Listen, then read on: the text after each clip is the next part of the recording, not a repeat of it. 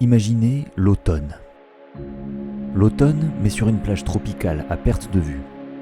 Loin du brouillard, loin du froid et de la pluie. On passerait l'été indien ici, à flâner sur une plage de sable chaud bercée par les eaux tièdes de l'océan. La vie luxuriante sur la terre comme sous la mer. C'est bel et bien ici, dans ce décor-là, que j'ai prévu de vous amener pour la vidéo d'aujourd'hui. Sauf que je suis arrivé un peu en retard. Un retard d'environ 45 millions d'années.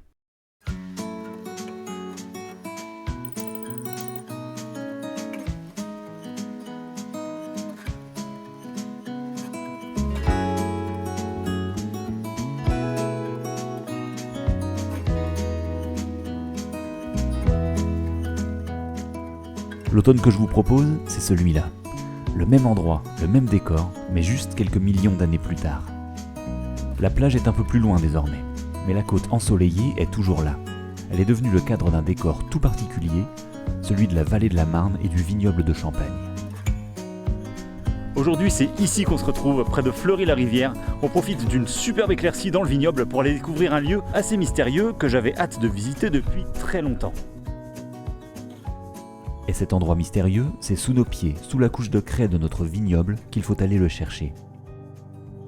Ça peut paraître incroyable, mais dans quelques rares endroits, on retrouve encore des témoins intacts de cette période vieille de 45 millions d'années, où la ville d'Épernay et les villages aux alentours nageaient dans la mangrove, et où la vie terrestre et aquatique grouillait d'espèces aujourd'hui disparues.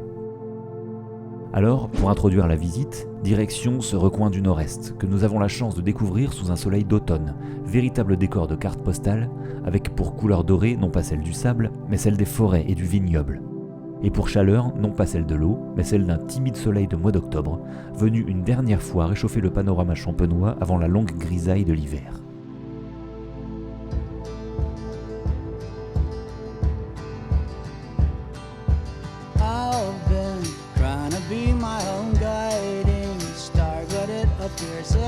Hasn't taken me very far.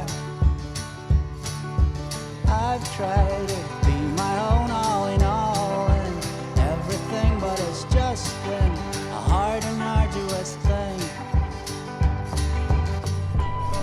Alors on est vraiment sur des coteaux qui changent un petit peu de la région de Reims, Verzy, Verzenay, certainement les endroits les plus mythiques de la montagne de Reims, mais aussi les plus fréquentés.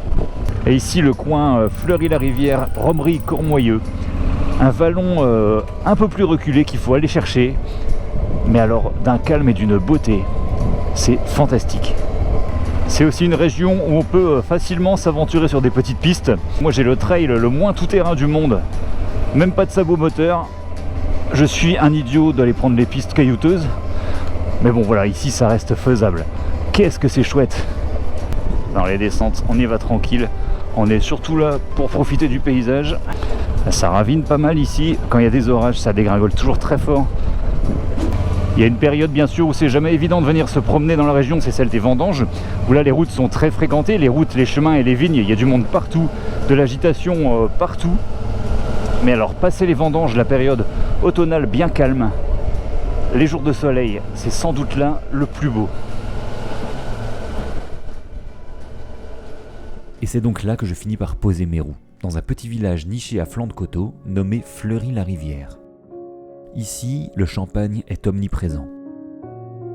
Le village, paisible, à l'écart des grands axes routiers, vit au rythme du travail de la vigne. Il faut ouvrir l'œil et regarder le sol de près pour se rendre compte que ces terres champenoises constituent en vérité un héritage géologique presque aussi vieux que les dinosaures. On remarquerait bien, en s'aventurant à pied à la sortie du village, ces quelques constructions semi-troglodytes, à l'abandon, qui semblent trahir la présence d'anciennes carrières, ressemblant un peu aux ouvrages abandonnés tels que ceux que j'ai pu visiter dans les départements voisins.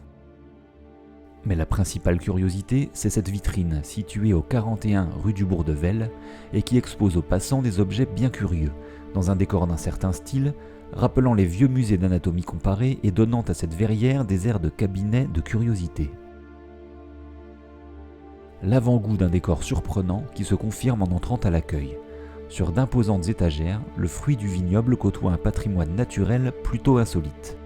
Les vieux ouvrages de viticulture et les grands crus côtoient d'étranges fossiles et d'étranges coquillages. L'œnologie côtoie la géologie et la paléontologie. Nous sommes dans l'antichambre d'un lieu unique, nommé la cave aux coquillages, et ce qui nous attend, c'est une visite souterraine hors du commun.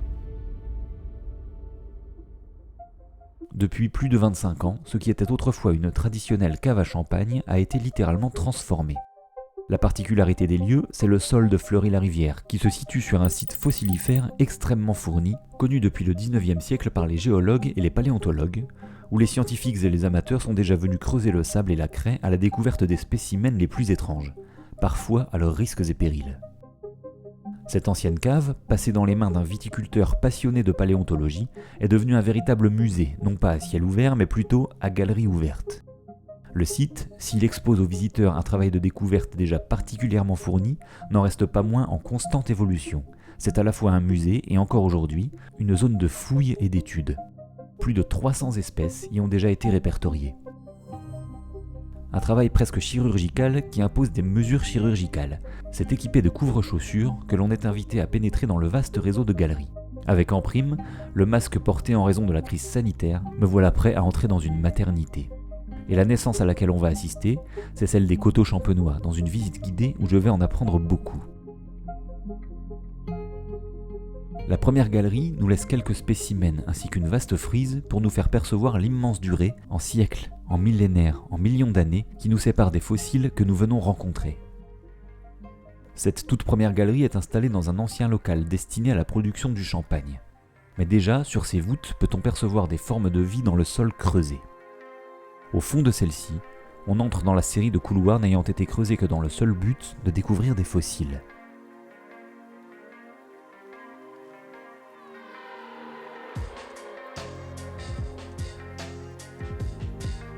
Comment se figurer les millions d'années qui ont été nécessaires pour que ces formes de vie, lentement, se minéralisent puis soient recouvertes de sédiments aussi longtemps que l'on les découvre aujourd'hui à 15 mètres sous terre.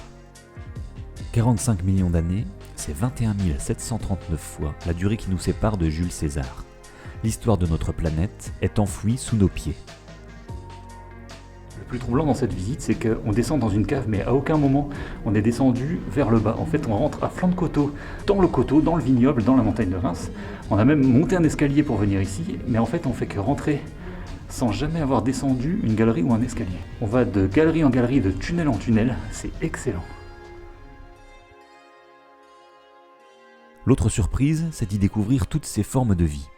Pour moi, les coquillages, c'était surtout ces coquilles vides que je ramassais sur la plage quand j'étais gamin. Jamais je ne m'étais vraiment intéressé à cette faune, alors qu'elle est incroyablement riche et variée. Certains de ces gastéropodes étaient carnivores. Ils se déplaçaient et se comportaient parfois comme des chasseurs. Certains pouvaient tirer des fléchettes de venin sur leur proie, à l'image du Cornidae. Il a aujourd'hui des cousins toujours vivants sur Terre. Si un jour vous voyagez sur une plage australienne, soyez très prudent si vous approchez d'un de ces coquillages coniques qui peut être mortel pour l'homme. À Fleury-la-Rivière, partout où l'on creuse, tout est forme de vie. Les sables sont tamisés, soigneusement triés et laissent apparaître dans leur composition des myriades de coquillages, eux aussi fossilisés depuis des millions d'années. L'autre détail incroyable, c'est la facilité avec laquelle on trouve des fossiles. Il suffit de gratter un petit peu, il suffit de frotter un petit peu dans cette couche de calcaire et on trouve à coup sûr des coquillages, des fossiles, des vestiges de la préhistoire ici dans cette couche calcaire sous les vignes. C'est là qu'on se rend compte de la diversité, l'incroyable diversité de vie qu'il y a pu avoir dans la région au cours de l'histoire. Et ça, c'est quelque chose d'assez méconnu. Jamais j'aurais imaginé découvrir toutes ces espèces vivantes, toutes ces espèces fossilisées, ici dans ma région, cachées sous les vignes. On ne tarde pas ensuite à faire la rencontre du seigneur des lieux, le Campanile giganteum. Cet immense gastéropode peuplait les lieux à foison durant le Lutétien moyen. La partie de la Champagne où nous nous trouvons se situe sur la côte, et par le flux et le reflux des océans, la zone devient peu à peu lacustre et peu profonde, propice à la prolifération des campaniles. C'est d'ailleurs probablement une surpopulation et le manque de ressources qui auraient mené à sa disparition soudaine, nous laissant dans certaines strates du sol une véritable couche à campaniles, gisant les uns à côté des autres. Et la photographie de cette extinction, cet arrêt sur image dans la frise du temps, nous est livré telle quelle dans l'une des salles, probablement la plus extraordinaire, surnommée la plage.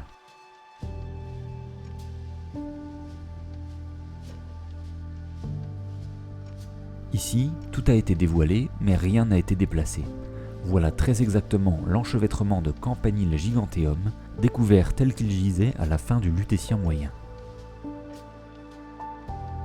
Le campanile se déplaçait chaque jour sur de longues distances et cet animal pouvait généralement vivre bien plus de 100 ans.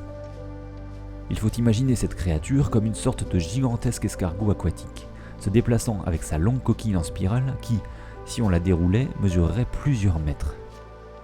Découvrir et extraire le fossile d'un campanile géant est le rêve de beaucoup d'amateurs et de passionnés, et ici, il foisonne littéralement.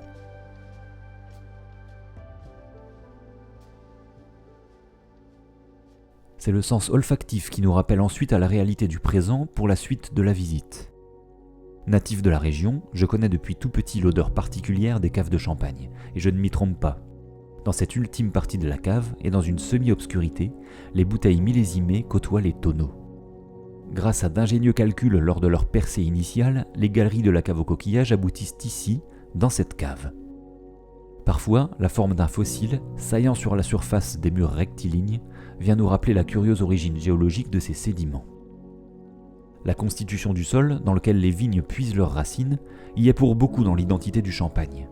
C'est donc ici, dans cette couche de sable et de sédiments issus de fonds marins, que puise le vignoble pour grandir, et que reposent ensuite les bouteilles.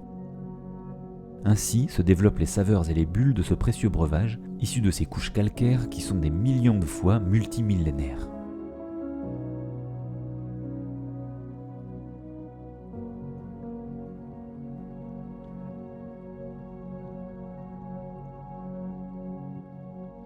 On pourrait croire que la visite s'arrête ici, mais non. La cave au coquillage n'est pas seulement un site touristique, c'est un lieu de recherche et de savoir. À l'intérieur, la zone de fouilles géologique, et à l'extérieur, une salle d'étude des fossiles avec exposition et anatomie comparée pour mieux comprendre ce que l'on y découvre. Si une simple visite ne vous suffit pas, le site propose de fouiller et de participer à l'extraction des fossiles, puis de revêtir la blouse et de vivre ainsi une expérience complète de paléontologie.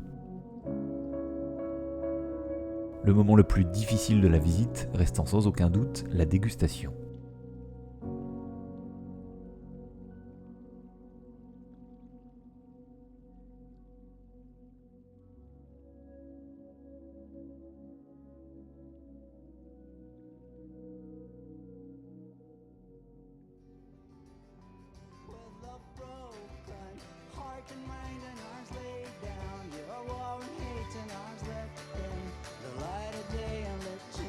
Showed up.